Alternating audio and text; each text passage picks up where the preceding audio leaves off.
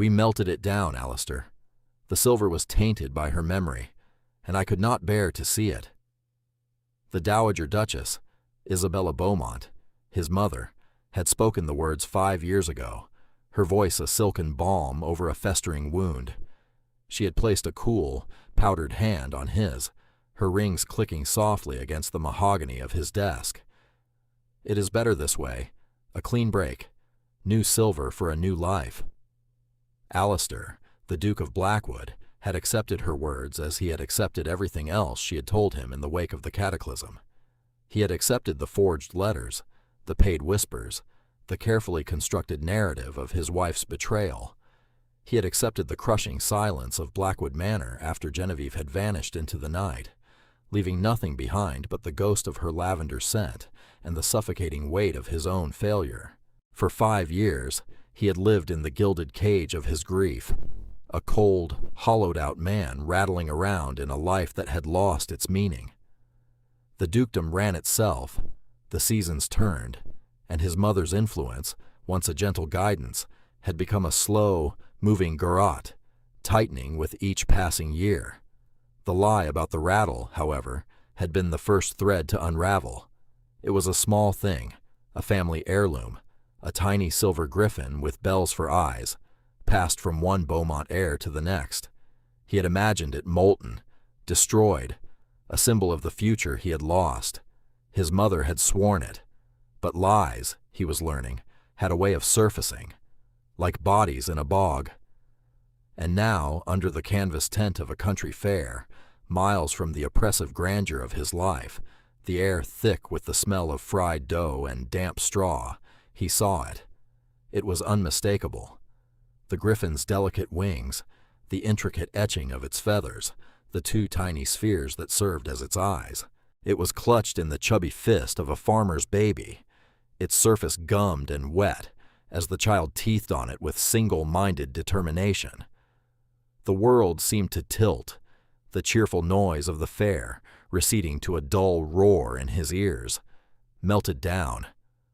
The words echoed in his mind, a hollow mockery. His mother had not destroyed it. She had sold it. She had cast away a piece of his family's history, a piece of his unborn son's legacy, as carelessly as one might discard old rags. For what? A pittance? Or for the sheer, venomous pleasure of the act? A cold fury, sharper and cleaner than any emotion he had felt in 5 years, sliced through the fog of his apathy. This was not just about a silver toy. This was about the nature of the lies he had been fed. If she had lied about this, a thing of sentiment and silver, what other, darker lies had she told? His investigation, which had begun as a vague, desperate yearning for an answer he could not name, now had a focus. He had spent months following the faintest of trails, employing a discreet man from London to ask questions he could not. The trail of the forger his mother had used to create those damnable letters had gone cold. The supposed witness to Genevieve's infidelity had vanished after receiving a handsome sum. It was all smoke and mirrors, a carefully staged play for his benefit, and he, the powerful Duke of Blackwood, had been the prize fool in the audience. The investigator's last report had pointed him to this coastal region, to a string of small market towns where a merchant known for dealing in fine, albeit unvetted silver, had passed through years ago. It was a fool's errand, a last desperate grasp at a phantom. But he had come anyway. He had needed to do something, anything, other than sit in his silent house and drown in whiskey and regret. He moved toward the woman and her child, his movements stiff, unnatural. He felt like a stranger in his own skin. "Forgive me, madam," he began, his voice raspy. He cleared his throat. "That rattle, it is a family piece. I would be most grateful if you would consider selling it to me." The woman, round-faced and wary, clutched her baby closer. "It's just an old thing. Bought it from a peddler." "I will pay you 10 times what you paid," Alistair said, his voice urgent. He pulled a heavy purse from his coat, the clink of gold sovereigns a vulgar sound in the rustic air. He did not care. He needed it back. It was the first piece of the truth he had been able to hold in his hands. The transaction was swift. The woman, stunned by the amount, handed over the sticky, warm silver. Alistair held it in his palm, the metal cool against his skin. The tiny bells were silent. He felt a profound, aching loss. This was meant for his son, the son he would never know. He pocketed the rattle, the weight of it a cold stone against his thigh, and turned to leave the tent. He needed air. He needed to think. The lie was solid now, a tangible thing. He stepped out into the chaotic swirl of the fair, the bright colors and loud noises assaulting his senses. And that is when he saw her. She was standing near a stall selling preserves, her back partially to him. It was not the Duchess he remembered.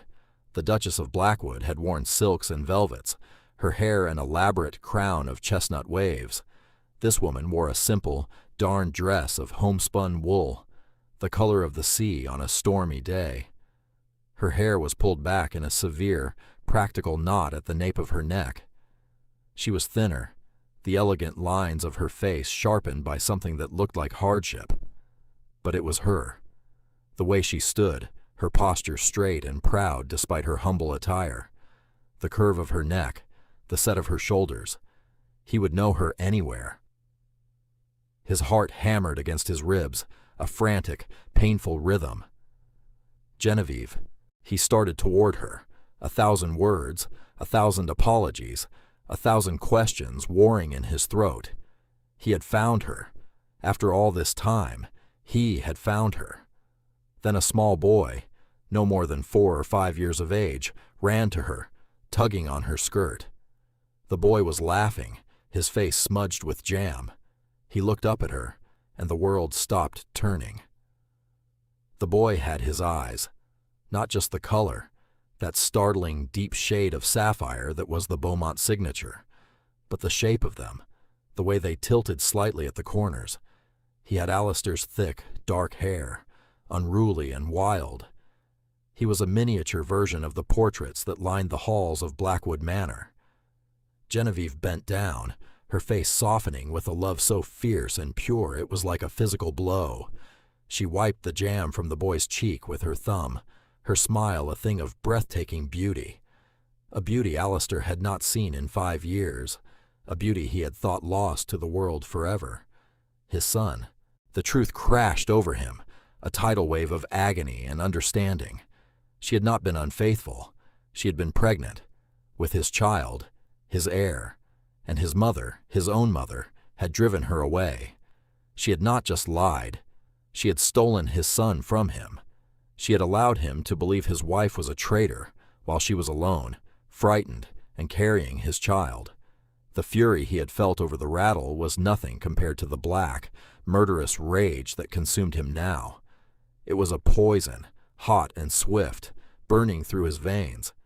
But beneath the rage was a chasm of despair so deep he felt he might fall into it and never find his way out. He had not just been a fool. He had been a monster. He had condemned her, his Genevieve, to this life. He had failed her in every way a man could fail a woman. He took a step, then another, his legs moving on their own accord. He had to speak to her. He had to know. "Genevieve," he said. Her name was a shard of glass in his throat. She froze. The smile vanished from her face, replaced by a mask of cold, brittle shock. She straightened slowly, her hand resting protectively on the boy's shoulder. She turned, and her eyes, the color of warm whiskey, met his. The warmth was gone. They were flat, guarded, the eyes of a stranger. "Your Grace," she said, her voice devoid of all emotion. The formal title was a slap, a deliberate wall erected between them. The little boy looked from his mother's pale face to the tall, dark stranger. "Mama?" he asked, his small voice piping with confusion. "Who is that man?" Genevieve's grip on his shoulder tightened.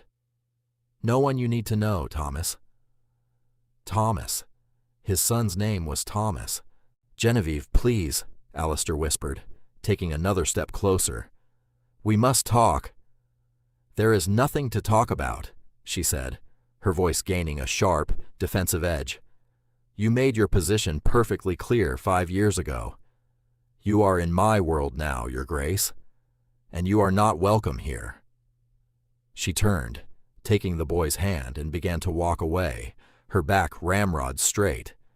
She was disappearing again, and he could not let it happen. I know she lied, he called after her, his voice raw with desperation. My mother. I know she lied about everything. She stopped, but did not turn around. For a long moment she stood perfectly still, a statue of defiance against the boisterous backdrop of the fair. Then, without looking back, she continued walking, pulling their son with her, and disappeared into the crowd. Alistair stood frozen, the noise and color of the world fading to gray. He had found her, only to lose her all over again. The silver rattle in his pocket felt like a lump of ice. It was proof of a lie, but it was not proof of his redemption. That, he knew with a sickening certainty, would not be so easily bought. He would have to earn it, if she ever gave him the chance. The flashback was a ghost that haunted his waking hours. The library at Blackwood, smelling of old leather and his mother's cloying rosewater perfume. Rain lashing against the tall, arched windows, a frantic drumming that matched the panic in his own chest. He had the letter in his hand, the paper crisp and damning. It was supposedly from Genevieve to a distant cousin, a man Alistair had always vaguely disliked. The words spoke of clandestine meetings, of a love that could not be denied, of a future away from the stifling confines of her marriage. His mother stood by the fireplace, her expression a perfect mask of sorrowful sympathy. I did not want to believe it, Alistair, she had said, her voice a carefully modulated whisper of pain. My man of business intercepted it. He thought you should know. I tried to stop him. He had been a prize bull, primed for the ring. His pride, already smarting from his perception that Genevieve was growing distant, that she found his ducal duties a bore, was the perfect weapon to be used against him. He had been so sure of his own judgment, so easily swayed by the woman who had guided his entire life. He had summoned Genevieve. She had entered the library, a book in her hand, a small, hopeful smile on her face. She had been about to tell him something. He could see it in her eyes, a light, a secret joy. He later realized she must have been about to tell him about the baby, but he had never given her the chance. He had thrown the letter on the desk between them. Explain this. The blood had drained from her face as she read it. The shock in her eyes was so profound, so absolute, that a wiser man would have seen the truth in that instant. But he had not been a wiser man. He had been a proud, wounded fool. This is not mine, she had whispered, looking up at him, her eyes wide with disbelief. Alistair, I swear to you, I did not write this. Do not lie to me. The roar had come from somewhere deep inside him, an ugly, wounded sound. My mother's man confirmed it. There was a witness who saw you with him. A witness? Who? She had pleaded, her voice trembling. Let me speak to them.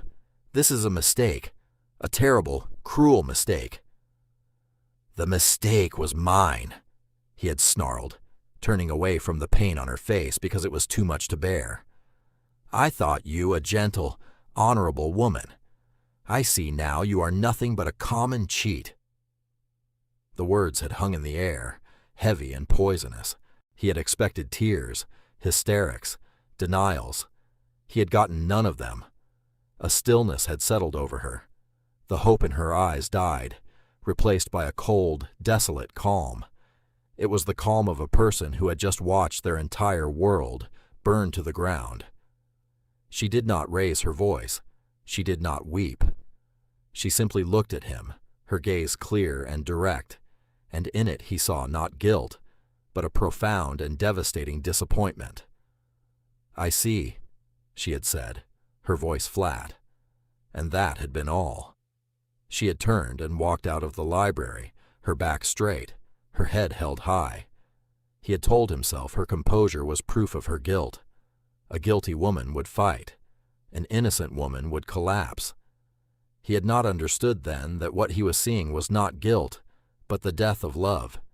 He had shattered her, and in doing so had shattered himself. By morning, she was gone. Her rooms were tidy, her bed unslept in. On the polished wood of her nightstand, she had left only one thing, her wedding ring, a simple gold band, now a symbol of his colossal failure.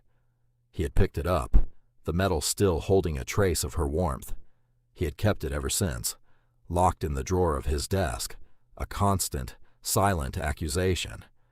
Now, years later, standing in the muddy street of a village called Seacrest, the salt spray misting his face, he understood the true depth of his crime.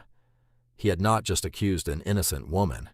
He had abandoned his pregnant wife to an unknown fate based on the machinations of his jealous, manipulative mother. He found the inn easily enough, the Salty Siren. It was a sturdy, whitewashed building overlooking the harbor, its sign creaking in the wind. He could see her through the window, moving behind the bar, serving ale to fishermen. Her movements were efficient, practiced. This was her life, a life of hard work, of self-reliance, a life she had built from the ashes of the one he had destroyed. Taking a deep breath, he pushed the door open. A bell tinkled overhead. The warm, yeasty smell of ale and baking bread enveloped him. A few patrons glanced up, their curiosity piqued by his fine, city-made coat. But they quickly returned to their drinks. Genevieve was at the far end of the room, her back to him, wiping down the counter. A robust, gray-haired woman stood beside her. "Can I help you, sir?" the older woman asked, her eyes sharp and intelligent. "I'm looking for a room," Alistair said, his voice quiet. Genevieve froze at the sound of his voice. She did not turn, but he saw her shoulders tense, her knuckles white where she gripped the rag. "We have one left," the woman said, her gaze flickering from Alistair to Genevieve's rigid back. "Up the stairs. Pay for the week in advance." "That will be fine," Alistair said, placing several coins on the bar. The woman, who introduced herself as Mrs. Gable, the owner, led him upstairs. The room was small, clean and sparse, containing little more than a narrow bed, a washstand, and a single chair. The window looked out over the slate roofs of the village to the gray, churning sea beyond. It was a world away from the silks and brocades of Blackwood Manor. It felt more real than any room he had slept in for 5 years. He spent the first day simply observing. He saw Thomas playing with other village children in the street, his laughter loud and carefree. He saw Genevieve, or Eve as the villagers called her, haggling with a fishmonger, her voice firm, her manner confident. He saw a woman he had never known, a woman of strength and resilience who had not only survived, but had built a life, a community. She was not the quiet, demure duchess he remembered. She was a lioness, and he was the man who had tried to break her. She avoided him completely. If he entered the common room, she would find a task in the kitchen. If he sat at a table, Mrs. Gable would serve him.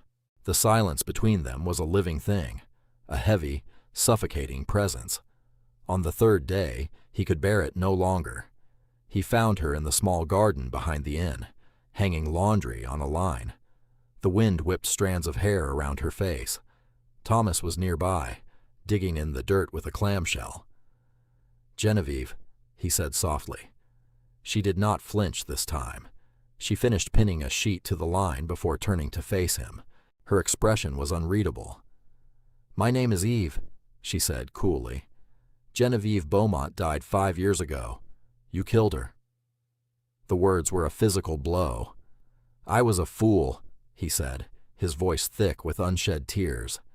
"I was a blind, arrogant fool. She twisted me, my mother. She played on my pride, my insecurities. I never should have listened. I should have listened to you." "Yes," she agreed, her voice flat. "You should have." She looked over at Thomas, a fierce, protective light in her eyes. "He is my son. He is all I have. You will not harm him." "Harm him?" The idea was so abhorrent it stole his breath. "He is my son too, my heir. I would never—" "You would," she cut in, her voice sharp as flint. "You would believe a lie. You would cast us out. You have proven what you are capable of. Why should I believe you have changed?" It was a fair question, a question he had no answer for, other than the truth. "Because I have spent 5 years in a hell of my own making. Because every day I have woken up with your face in my mind. Because finding you, finding him is the only thing that has mattered. I was wrong. Utterly, completely, unforgivably wrong. All I can do now is try to make it right." "And how do you propose to do that?" she asked, a cynical arch to her eyebrow. "Buy my forgiveness with your ducal fortune? Whisk us away to a life of luxury, and pretend the last 5 years never happened?" "No," he said, shaking his head. "I will not try to buy anything. I will earn it, if you let me." He reached into his pocket and pulled out the silver rattle. He had polished it until it shone. He held it out to her on his open palm. "My mother told me she had this melted down." Genevieve stared at the rattle, her composure finally cracking. A flicker of pain crossed her face. She remembered it from the nursery they had planned, from the dreams they had once shared. "She lied about this," Alistair said, his voice low and intense. "She lied about everything else. I have an investigator looking for the man who forged that letter. I will find him. I will get a confession. I will clear your name, not just to myself, but to the entire world. I will destroy her for what she did to you, to us." She looked from the rattle to his face, searching his eyes. For the first time, she saw not the arrogant duke, but a broken man, desperate for a redemption he did not deserve. She did not take the rattle.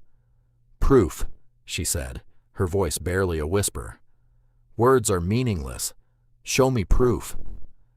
She turned and walked back into the inn, leaving him standing alone in the wind, with the ghost of their shared past gleaming in his hand. It was not a dismissal, it was a challenge, and it was one he would die before he failed to meet.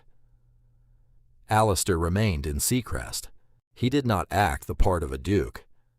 He kept to his small room, took his meals in the common room, and paid Mrs. Gable for his board and lodging with quiet regularity. He became a fixture in the village, the strange, silent gentleman from London. He learned to be patient, a virtue he had never before possessed. He wrote to his investigator, Mr. Davies, a tenacious former barrister with a network of informants in London's less savory corners. He instructed him to spare no expense. Find the forger, find the witness, find every loose thread of his mother's conspiracy, and pull until the entire fabrication unraveled. While he waited, he watched. He watched Genevieve, Eve, run the inn with a capability that amazed him. She managed the accounts, directed the staff, and handled drunken sailors with a firm but fair hand. He watched Thomas, his son, a bright, inquisitive boy who was loved by the entire village. He saw the life they had built, a life of meaning and substance, and the shame of what he had thrown away was a constant, bitter taste in his mouth. He began to make himself useful, in small, unobtrusive ways. One morning he saw the woodpile for the inn's kitchens was running low. Without a word, he picked up the axe and spent the next 3 hours chopping and stacking logs, the unfamiliar labor blistering his hands, but soothing some small part of his soul.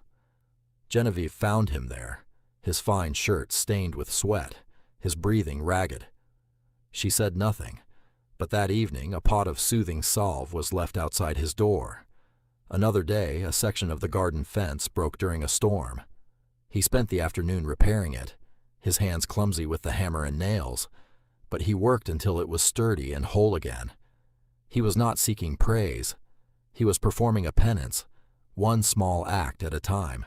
He was trying to show her, through deeds rather than words, that he was not the same man who had sent her away. He started speaking to Thomas, not as a father, for he had not earned that right, but as a friend. He learned the boy loved stories of knights and dragons. Alistair, whose library at Blackwood was filled with ancient histories and epic poems, found he had a wealth of tales to tell. He would sit on the harbor wall in the evenings, the boy perched beside him, and spin stories of chivalry and honor, his voice low, the words aching with the subtext of his own dishonor. Genevieve watched these interactions from a distance, her heart a confused, warring vessel. She saw the longing in Alistair's eyes when he looked at their son. She saw the genuine kindness in his gestures. The hard shell of her anger, so carefully constructed over 5 years, was beginning to show tiny, hairline cracks. She hated him for it. She hated this glimmer of hope, this reluctant pull toward the man he was becoming, because it threatened the peace she had fought so hard to build. Mrs. Gable, who had seen everything, finally spoke to her one evening as they cleaned up the common room. "He's a different man than the one who walked in here, Eve." "He's a duke playing at being a commoner," Genevieve retorted, scrubbing a tankard with unnecessary force. "He'll tire of it and return to his castle soon enough." "I don't think so," the older woman said wisely. "I've seen men who are running from something. He's not running from. He's running to you, to that boy." She paused, her gaze softening. "Hate is a heavy thing to carry, my dear. Make sure it's worth the weight." A month after Alistair's arrival, a letter came from Mr. Davies. It was thick with documents. He had found the forger, a man named Finch, living in squalor in a London rookery. For a price, Finch had been more than willing to write a full confession, detailing how the Dowager Duchess had commissioned him to pen the letter, even providing him with samples of Genevieve's handwriting to copy. He had also found the witness, a disgraced former footman from a neighboring estate, who confessed he had been paid a significant sum by the Dowager to lie about seeing Genevieve in a compromising position. It was all there, in black and white, the entire sordid, pathetic plot. Alistair read the pages over and over, the clinical, legalistic language detailing the full scope of his mother's betrayal. It was worse than he had imagined. It was a calculated, cruel campaign to destroy an innocent woman and maintain her own grip on power. Armed with the proof Genevieve had demanded, he knew what he had to do next. He could not simply show her the papers. He had to excise the poison at its source. He had to confront his mother. He sought out Genevieve that evening. She was in the kitchen, kneading dough for the morning's bread, her sleeves rolled up to her elbows, a smudge of flour on her cheek. "I have to go away for a few days," he said, standing in the doorway. "I'm going back to Blackwood." She stopped her work, her hands still in the dough. "Oh?" "I have what you asked for," he said simply. "The proof. But there is something I must do first. I must face her." He met her gaze, his own eyes burning with a cold resolve. "I will be back. I promise you."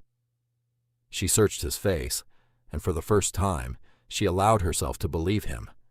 She saw the steel in his jaw, the grim determination in his eyes. This was not the weak man who had been so easily manipulated. This was a man on a mission. She gave a single, almost imperceptible nod. "Be careful, Alistair."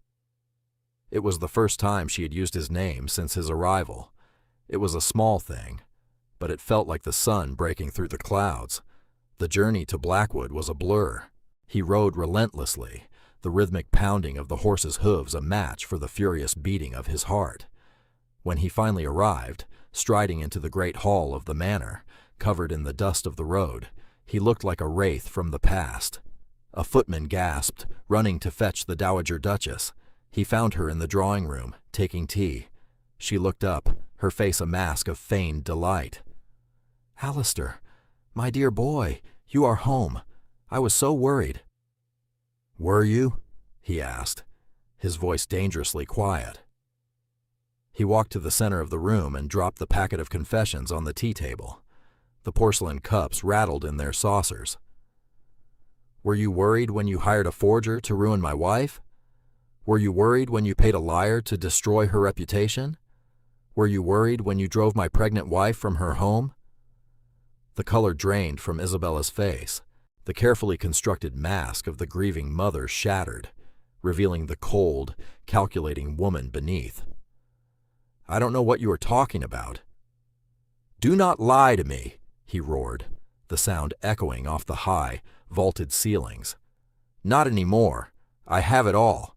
Finch's confession, the footman's testimony, every sordid detail of your disgusting little plot." He leaned down, his face inches from hers, his voice dropping to a venomous whisper. "You did not just lie to me, Mother. You stole my son." A flicker of genuine fear entered her eyes. "Son? What son? The woman was barren. Everyone knew." "Another lie," he snarled. "His name is Thomas. He is 5 years old, and he has my eyes. You stole 5 years of his life from me. You stole 5 years of my life from him. For what? So you could remain the queen of this empty, miserable house." She finally broke. The facade crumbled completely, and she began to sob, not with remorse, but with the rage of being caught. "She was changing you. She was pulling you away from me. I did it for you, Alistair, to protect our family, our legacy." "You did it for you," he said, his voice flat and dead. He felt nothing for her tears but disgust. "You are no longer my mother. You are a stranger to me."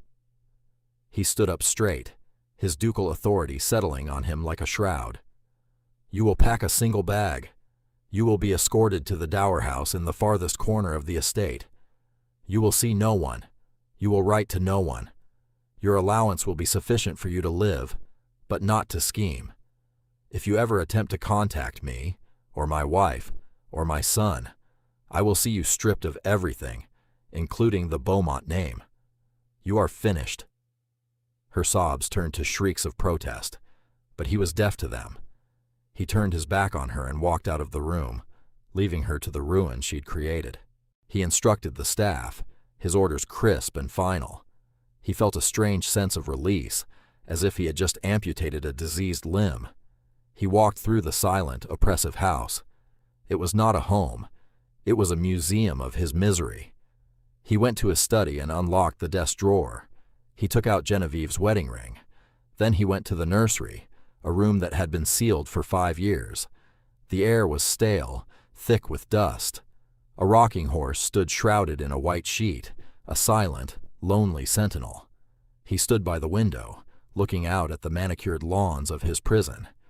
He knew then that he could not ask Genevieve and Thomas to come back here, not to this house of ghosts and bad memories. He would have to build a new life, a new home with them, one filled with light and laughter, not shadows and lies. He left Blackwood Manor the next morning without a backward glance. He had one last journey to make, back to Seacrest, back to the woman he loved and the son he barely knew, back to beg for a future he had so nearly destroyed. When Alistair returned to Seacrest, he did not look like a triumphant duke. He looked exhausted, his face etched with the strain of the past few days, but his eyes were clear. He found Genevieve in the garden again, this time weeding a patch of herbs. Thomas was chasing a butterfly nearby. He did not speak at first. He simply walked over to her and held out the packet of documents. "The proof," he said quietly. She wiped her earthy hands on her apron and took them. She sat on a small wooden bench and began to read. Alistair watched her face, his heart in his throat. He saw the flicker of pain as she read the details of the plot, the tightening of her jaw at the sheer malice of it all. But mostly he saw a slow, dawning sense of vindication. It was real. Her innocence was not just something she knew in her heart. It was there, proven, on paper. When she finished, she folded the papers neatly and looked up at him. "And your mother?" "She has been removed to the dower house. She will have no contact with the outside world. She will never be able to harm you or anyone, ever again," he said. He paused, the next words costing him more than any ducal decree. "It is not enough. I know that. Nothing can give you back the years she stole. Nothing can erase what I did, what I allowed to happen." At that moment, Thomas, having tired of the butterfly, ran over. He tripped on an exposed root and fell, scraping his knee on a sharp stone. It was not a serious injury, but the shock of it made him cry out, his face crumpling in pain. Before Genevieve could move, Alistair was there. He knelt in the dirt, his movements swift and sure. "Hush now, Thomas," he said, his voice a low, gentle rumble. "Let me see." He examined the small scrape with a surprising tenderness. He saw a tiny splinter of wood lodged in the skin. "Ah, there's the culprit," he said softly. "A nasty little pirate trying to steal your treasure. We must get him out." Thomas, distracted by the story, sniffled and watched with wide, teary eyes. Alistair pulled a clean handkerchief from his pocket. With a surgeon's care and a father's gentleness, he worked the splinter free. He then tore a strip from the handkerchief and tied a neat, makeshift bandage around the small knee. "There," he said, looking into his son's face. "All better. You were very brave. As brave as any knight." Thomas, his tears forgotten, gave Alistair a watery smile. He reached out a small, grubby hand and touched Alistair's cheek. "Thank you," he whispered. Alistair's composure broke. A single tear traced a path through the dust on his face. He gently took the boy's hand and kissed his palm. "You are welcome, Thomas," he murmured, his voice thick. Genevieve watched the entire exchange, her own eyes filling with tears. She had seen him chop wood and fix fences. She had heard him tell stories. But this was different. This was not an act of penance. This was an act of pure, unguarded love. It was the father in him, emerging naturally, instinctively. In that small, quiet moment of vulnerability, the last of her defenses crumbled. She was not forgiving the Duke who had wronged her. She was seeing the man he had become, the father her son deserved. Alistair stood up and faced her, his expression raw and open. "Genevieve," he began, "I do not ask you to come back to Blackwood. That house is a tomb. We can go anywhere, America, Italy, or we can stay here. We can build a new life, a new home, one that has no ghosts. I will sell the manor if you wish it. I will give up the title. I will do anything, be anything you want me to be. I only ask that you let me be a father to our son, and if you can ever find it in your heart to forgive me, to let me be your husband again." He reached into his pocket and pulled out the simple gold wedding band. He did not try to put it on her finger. He opened her palm and placed it there, closing her fingers around it. "The choice is yours. It will always be yours from now on." She looked down at the ring, the metal warm against her skin. It was the same ring she had left behind in anger and despair. But now it felt different. It was not a shackle. It was a promise of a new beginning, earned through humility and atonement. She looked up at him, at this man who had traveled to the ends of his own soul to find his way back to her. She saw the truth in his eyes, the unwavering devotion. She saw her future. "I do not want you to give up your title," she said, her voice soft but firm. "It is Thomas's birthright, and it is a tool we can use. There is much good a duke and duchess can do in the world." She opened her hand and looked at the ring again. "But Blackwood Manor will need some changes. More light, more laughter." A slow, brilliant smile spread across Alistair's face, a smile of such profound relief and joy it transformed him. "Whatever you want," he said, his voice choked with emotion. "Anything." She held out her left hand. "Then you may put this back where it belongs, Your Grace." He took the ring, his fingers trembling slightly as they brushed against hers. He slid it onto her finger. It fit perfectly. It was home.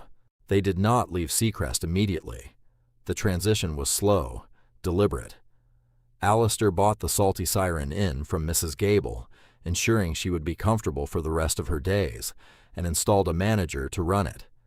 He wanted the place to remain a sanctuary, a reminder of the strength Genevieve had found there. They spent weeks just being a family.